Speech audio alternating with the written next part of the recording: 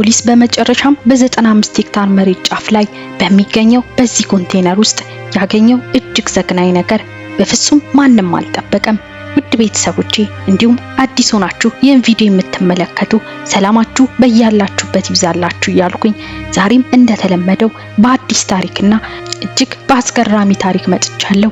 ቪዲዮን ከወደዳችሁት ላይክ በማድረግ አዲስም የሆናችሁ ሰብስክራይብ እያደረጋችሁ ይህን ቻናል ተቀላቀሉ። ወደ ዛሬው አስገራሚ ታሪክ ልለፍ። እንደ ኢሮፓያን አቆጣጠር በ2015 ዓመተ ምህረት የ29 ዓመቱ ጆኒ ኮክስና የ25 ዓመቷ ሜጋን በስፓርታንበርግ ደቡብ ካሮላይና ዝቅተኛ ገቢ ያላቸው ጥንዶች ነበሩ። ቋሚ ስራ የላቸውም። ስለዚህ ብዙውን ጊዜ ሰዎችን ገንዘብ ይጠይቃሉ። ግን የሚያሳዝነው ሁለቱም የሱሰኞች ናቸው። ሱሳቸው ለአንድያ ልጃቸው ጥሩ ወላጅ መሆን ፈጽሞ የማይቻል አድርጓቸዋል። በሚያስገርም ሁኔታ በዚያው ዓመት በታህሳስ ወር የህፃናት ጥበቃ አገልግሎት ልጃቸውን አስገብተው ነበር። በኋላም ወሰዱት። ልጃቸውን ከወሰዱ በኋላ ወዲያውኑ ሜጋንና ጆኒ ከአደንዛዥ ዕፅ ባህሪያቸው ጋር በተያያዙ ወንጀሎች ተይዘው ወደ እስር ቤት ተወረወሩ። ግን የታሰሩት ለ2 ቀናት ብቻ ነበር። ሁለቱም ከእስር ቤት ከወጡ በኋላ ሜጋን ቶድ ከተባለ የአካባቢው በጣም ስኬታማ ሪል ስቴት ወኪል ተነጋገረች። ቶድ ቀደም ሲል በአካባቢው ዳይነር ውስጥ አስተናጋጅ በነበረችበት ጊዜ ነው ሜጋንን የሚያውቃት እና ቶድ እሷንና ባሏን ጥሩ ደሞዝ የሚከፍሉ ስራዎችን በማይታመን ሁኔታ ሊሰጣት ወደ እሷ እየመጣ ነበር። ቶድ በአካባቢው ግዙፍ 95 ሄክታር መሬት በቅርቡ ገዝቷል እና ሰዎች ወደ ንብረቱ መጥተው እዛ ያሉትን አንዳንድ ህንጻዎች እንዲያጸዱ ይፈልግ ነበር። ምክንያቱም እቅዱ ይህን ንብረት የበለጠ ለማሳደግ ነበር እና ስለዚህ ይህ ባለሀብት በስፓርታንበርግ ውስጥ ካሉ ሌሎች ሰዎች ጋር ይገናኝ ነበር። ከሜጋንና ከባለቤቷ በተጨማሪ ያገኛቸው 2 ሰዎች ነበሩ። በእርግጥ ሜጋንና ጆኒም በስራው ተስማምተዋል። ግን ስራውን በጥሬ ገንዘብ እንዲከፍላቸው ነገሩት። ምክንያቱም በጥሬ ገንዘብ የሚከፍሉ ስራዎች ብዙ ጊዜ አይመጡም ነበር።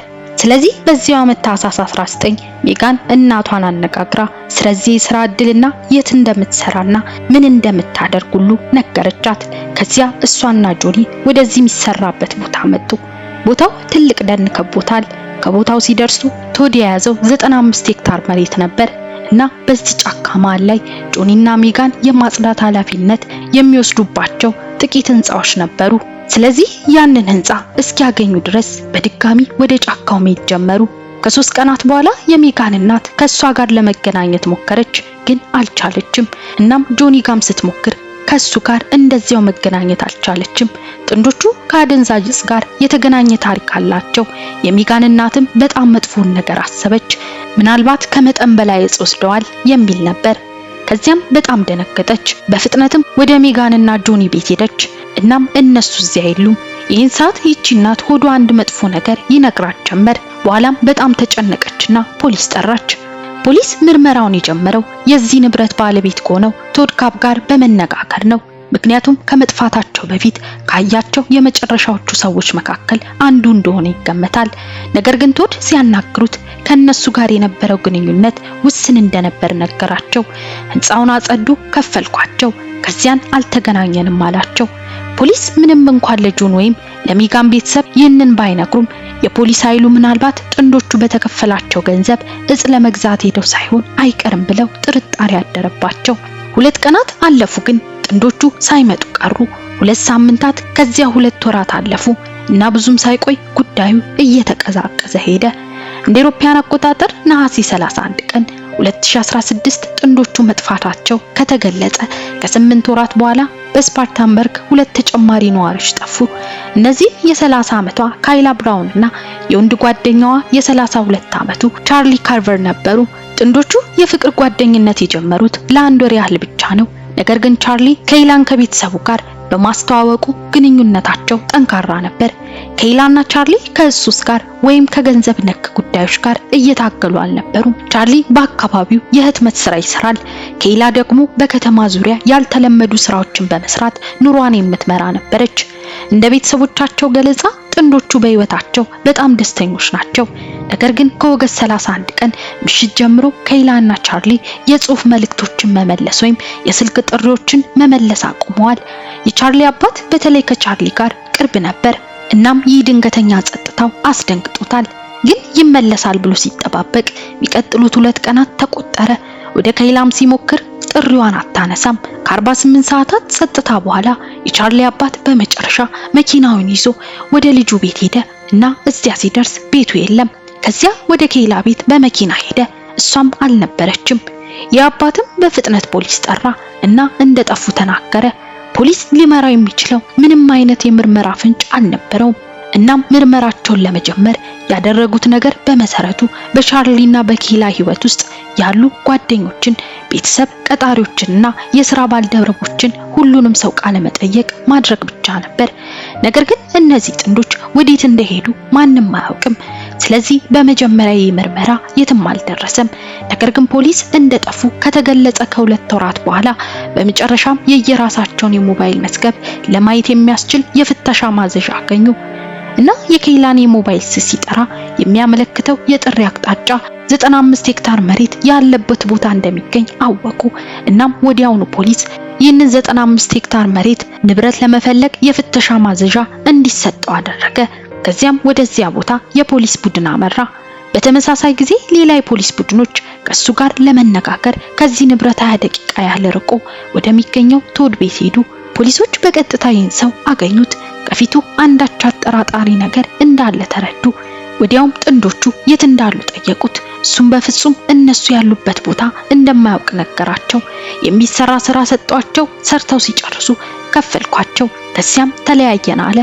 ስልኳም በንብረቴ አካባቢ ጥሪው እንደሚያሳይ ለምን እንደሚያደርግ አላውቅም አላቸው። በተመሳሳይ ጊዜ የፖሊስ ቡድኖች በቀጥታ ጫካውን አቋርጠው የሱ ንብረት የሚገኝበት 95 ሄክታር መሬት ተጓዙ። ግን በዚህ ንብረት ውስጥ የመጨረሻ ቦታ የሚገኘው የጽዳት ቦታ ነው። ስለዚህ በመንገዱ በግራ በኩል ለጽዳቱ የሚገባበት ቦታ ነው። ልክ ሲከቡ እነዚህ 2 አረንጓዴ ኮንቴነር አገኙ። የግራው ቤት የሚመስለው እንደ አትክልት መቁረጫ፣ አካፋ የመሳሰሉትን ይዟል እና ምንም አዲስ ነገር የለውም። ከዚያ በቀኝ በኩል ከጎኑ ይህ የብረት ማጓጓዣ ኮንቴነር ነበር እና በጣም በብዙ የብረት ሰንሰለቶችና በ5 መቆለፊያዎች ተዘግተዋል። ይህ የመጨረሻው ቦታዋ የነበረበት ቦታ ስለሆነ አንድ ነገር ሊያገኙ እንደሚችሉ እርግጠኞች ናቸው። እናም ወደዚያኛው ክፍል ገቡና መቁረጫ መጋዞችን አውጥተው መቆለፊያዎችንና ሰንሰለቶችን መቁረጥ ጀመሩ። በመጨረሻም ያንን በር ከፍተው ባዩት ነገር በጣም ተደነቁ።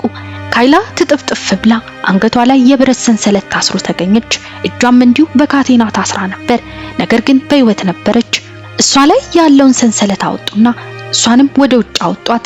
ከዚያም የሆነውን ሁሉ ነገረቻቸው። እንደ አውሮፓውያን አቆጣጠር ኦገስት 31 ቀን 2016 ላይ የቻርሊ አባት ልጁ ለጽሁፍ መልእክቶች ምላሽ ያልሰጠበት ቀን ነበር እና ወደ ከይላ ሲደውል እሷም መልስ አልሰጠችም ነበር። ስለዚህ በዚያን ቀን ከይላ ቶድን እንዳገኘችው ትናገራለች። እሱ ያንን ቦታ ለማጽዳት እየተዘጋጀ ስለሆነ የሚያጸዱ ሰዎችን እየፈለገ እንደሆነ ነገራት። ስለዚህ ከይላ ስራ ፈልጋ ነበር። ለመስራት ተስማማች። ይህን ስራ ካገኘች በኋላ ከይላ ለቻርሊ ነገረችው። ቻርሊ ግን በነገረችው ነገር ቅር ተሰኘ። እሷ በዚህ ልክ ሳትቸገር ጽዳቱን መስራት በመፈለጓ ተበሳጨ። ግን ከይላ ሐሳቧን ቀይራ ገንዘብ አትጠይቀውም፣ ግን እንርዳው በሚል ሐሳብ ተስማምተው ሄዱ። እሷና እሱ ወደ 95 ሄክታር መሬት ሄዱ። በጣም ጥቅጥቅ ያለ ጫካ ውስጥ መንዳት ጀመሩ እና ብዙ ደቂቃዎች ካሽከረከሩ በኋላ ወደ ጽዳቱ ቦታ ደረሱ። በዚህ ጽዳት ውስጥ ቶድ በግራ በኩል ከፊት ቆሞ ነበር። ሲያዩት ፈገግ ብሎ እጁን አውለበለበላቸው። ቻርሊ መኪናውን ከቶድ ፊት ለፊት አቆመ እና ከዚያ ቻርሊና ከይላ ወጥተው ወደ ቶድ ሄዱ። ጥንዶቹ ልክ ከቶድ ፊት ለፊት እንደቆሙ ቃላት ሳያወጣ በድንገት ቶድ ሽጉጥ አውጥቶ ቻርሊ ደረት ላይ 3 ጊዜ በጥይት መቶ ገደለው። ልክ ቻርሊ መሬት ላይ እንደወደቀ ቶድ ሽጉጡን ወደ ከይላ አነጣጥሮ የትም ብትሄጂ እገልሻለሁና አንቺን ብቻ ሳይሆን ቤተሰብሽንም እገላለሁ አላት እና ከዚያም ሽጉጡን አስቀመጠ። ወደ ቻርሊ ሄደና ጠቀለለው። በጨርቅ ጠቅልሎት ነፍስ አልባው አካሉን ተሸክሞ በአቅራቢያው ባለው ትራክተር ውስጥ ጣለው። ከዚያ ቶድ ወደ ከይላ ተመልሶ ሄደ። ከይላም በጣም ፈራች። መንቀሳቀስ እንኳን አልቻለችም እና ቶድን እያየች ነው። ቶድ ሽጉጡን እንደገና ወደ እሷ አስቦ ወደ ኮንቴነር ውስጥ እንድትገባ አዘዛት። ወደ ውስጥ አስገባትና ዘጋባት። 65 ቀንም እዚያ ውስጥ ቆየች። በእነዚያ 65 ቀናት ውስጥ ቶድ በቀን አንድ ጊዜ ወይም ሁለት ጊዜ እየመጣ በእሷ ላይ የፈለገውን ያደርግ ነበር። በምንም አይነት መልኩ እሱን ለመቃወም ብትሞክርና የፈለገውን ካላደረገ እሷን እንደሚገላት ብቻ ሳይሆን ቤተሰቦቿንም እንደሚገል በመጀመሪያ ነገራት። ስለዚህ ኬይላ ምንም ነገር ላለመፍጠር ወሰነች። በአሰቃቂ ሁኔታ እንደሚያንገላታትና ምናልባትም በሆነ ጊዜ ደክሟት ሊገላት እንደሚችል ተቀበለች። ግን ቢያንስ ቤተሰቧን ታተርፋለች። እናም ፖሊሶች በመጨረሻ ወደዚያ ኮንቴነር ሲገቡ ኬይላ አልጠበቀችም ነበር። ይህ ለሷ ዳግም መወለዱ ነው ተሰማት። እሷ 100% በዛ ቦታ ውስጥ ልትሞት እንደነበር አስባ ነበር። ስለዚህ ኬይላ ይህን ፍጹም አሰቃቂ ታሪክ ለፖሊስ መኮንኖች ከተናገረች በኋላ ወዲያው በቶድ ካፕ መኖሪያ ቤት ለነበሩ የፖሊስ መኮንኖች ቡድን በሬዲዮ መልእክት ነገሯቸው። ምንም እንኳን ቶድ መጀመሪያ ላይ ማንኛውንም ጥፋት ቢክድምና በኬይላ ወይም ቻርሊ ላይ ከደረሰው ነገር ጋር ምንም ግንኙነት እንደሌለው ቢናገርም በመጨረሻ ቻርሊ በመግደሉና ኬይላን በማፈኑ ብቻ ሳይሆን ጆኒና ሜጋንን እንደገደለ ተናዘዘ። በኬይላና ቻርሊ ላይ ያደረገውን በእነርሱ ላይ ደገመው ይመስላል። ስለ ስራው ካወሩ በኋላ ሁለቱም ወደ ቦታው መጡ። ከዚያም ሁለቱም በቦታው ሲደርሱ ቶድ ሽጉጡን አወጣና ጆኒን በጥይት ተኩሶ ገደለው። ሜጋንን ልክ እንደ ኬይላ ወደ ኮንቴነር ውስጥ እንድትገባ አዘዛት። ግን ሜጋን ለሱ ታዛዥ አልነበረችም። እሱ የሚፈልገውን ለማድረግ ፍቃደኛ አልሆነችም። በመጨረሻ ግን ከ5 ቀን በኋላ ገደላት። እሷን የሚገልጽበት መንገድ ነበረው። እሷ እንደ አውሬ ትሆን ነበር። ስለዚህ በጭንቅላቷ ላይ ጥይት ጣል ማድረግ ነበረብኝ አላቸው። ቶድ ስለገደላቸው ሰዎች ምንም ግድ አልሰጠውም። የቻርሊ የጆኒና የሜጋን አስክሬኖች በሙሉ ከዚያ ማጓጓዣ ዕቃዎች መቃብሮች ውስጥ ይገኛል። ቶድ እነዚህን ግድያዎች ከተናዘዘ በኋላ ፖሊስም ይህ ብቻ ሊኖር እንደማይችል አሰበ እና ሌላ ተጨማሪ ግድያ ካለ እንዲነግሩት ጠየቁት። በምትኩ ለዚህ አጸያፊ ስራው ሞት ይጠብቀዋልና ከነገራቸው የሞት ቅጣቱን ይሻርለታል። ቶድ ከፖሊስ ጋር በመጨረሻ ተስማማ እና እንዲህ ሲል ነገራቸው። እንደ አውሮፓውያን አቆጣጠር በ2003 ዓ.ም ወደ ሞተር ብስክሌት ሱቅ ውስጥ ገባ እና 4 ሰራተኞች ይገኛሉ።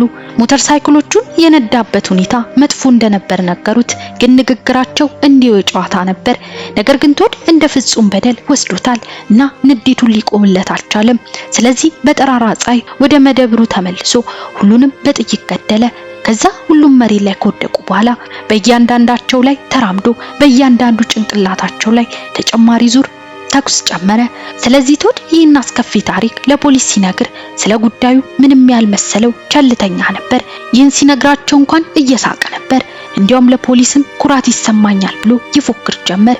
የሞተር ብስክሌት ሱቁን በምን ያህል ፍጥነት እንዳጸዳው ማለትም በፍጥነት እዚያ እንደገባና በውስጡ ያሉትን ሁሉ በደቂቃ ውስጥ ገሎ እንደወጣ ነገራቸው።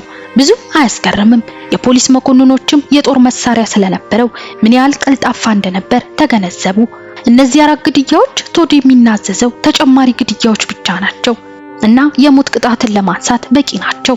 ግን ቶድ ብዙ ሰዎችን እንደገደለ ይታመናል። ቶድ በመጨረሻ 7 ተከታታይ የእድሜ ልክ እስራት ተፈረደበት። ይህም ማለት ቀሪ ህይወቱን በእስር ቤት ያሳልፋል። ውድ ቤተሰቦቼ ለዛሬ ያዘጋጀሁት ቪዲዮ ይህን ይመስል ነበር። እናንተስ በዚህ ታሪክ ላይ ምን ተሰማችሁ? ኮሜንት ላይ ጻፉልኝ።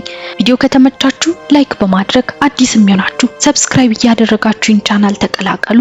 በሌላ ታሪክ እስክንገናኝ ድረስ ቸር ቆዩልኝ።